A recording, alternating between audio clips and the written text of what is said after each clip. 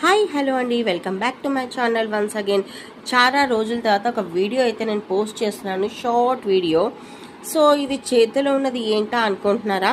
మీకు తెలిస్తే కనుక కింద కామెంట్ అయితే చేయండి. ఏం లేదబ్బా, నేను వరలక్ష్మి వ్రతానికి నేనైతే స్వీట్ గులాబ్ జామ్ అయితే చేశాను. లాస్ట్కి మిగిలింది 3 పీసెస్ అనమాట.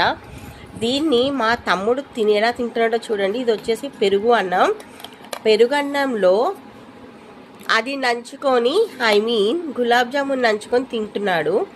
తన ఫేస్ అది చూపించకూడదు కాబట్టి ఫేస్ని చూపించట్లేదు, జస్ట్ తను తినేదైతే చూపిస్తున్నాను. సో మీలో ఎంతమంది ఇలా తింటారు? అసలు ఇలా తినొచ్చా? నాకు కూడా చిన్న డౌటే వస్తుంది. అసలు టేస్ట్ ఎలా ఉంటుంది? నేనైతే అసలు ట్రై చేయలేదు. ఆల్రెడీ అక్కడ మా తమ్ముడు ట్రై చేస్తున్నాడు, చాలా బాగుందని చెప్తున్నాడు. సో మీలో ఎవరైనా కనుక అలా టేస్ట్ చేస్తే కనుక కింద కామెంట్ సెక్షన్లో అయితే నాకు చెప్పండి అబ్బా. గులాబ్ జాము విత్ కర్డ్ రైస్. ఇదిగో ఇక్కడ పెరుగన్నం కూడా అయిపోయింది, కానీ ఇంకా ఈ 2 మిగిలాయి. ఓకేనా? ఒకవేళ కనుక ఈ వీడియో నచ్చినట్టయితే ఈ కాంబినేషన్ ఫ్లేవర్ ఒక లైక్ అయితే కొట్టండి. కింద మెయిన్ ఏంటంటే కమెంట్ అయితే చెయ్యండి, ఈ కాంబినేషన్లో ఎవరైనా తిన్నారా లేదా అనేసి. ఓకేనా? Then bye.